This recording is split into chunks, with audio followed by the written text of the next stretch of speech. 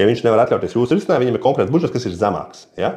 Tātad, principā, mums vajadzētu mēģināt viņai ieviest šaubas par to, vai tiešām tas budžets ir adekvāts. Ja? Tad kā mēs to darām? Ok, nav problēma. Pilnībā saprotu un novērtu atklātību. Jā, kā noliekot malā budžetu uz brītiņu. Ja? Vai tas, kā mēs šodien izgājām cauri, un teiksim, tas piedāvājums viss, varētu jums palīdzēt sasniegt ieliekam viņa mērķi? Tātad atkal jau mēs noliekam visu pa priekšu malā un pārliecinamies par produktu un pakalpojumu. Jā, noteikti varētu.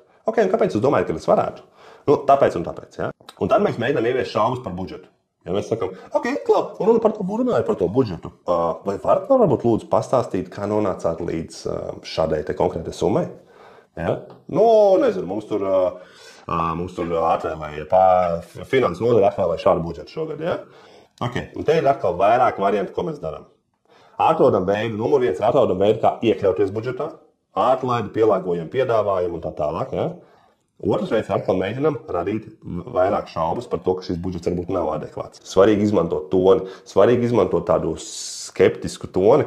Kā tu uzskati, vai tas budžets, teiksim, ko jums atvēlēja, ja, ir pietiekams, lai sasniegtu tos 100 000 apgrozījumu mēnesī?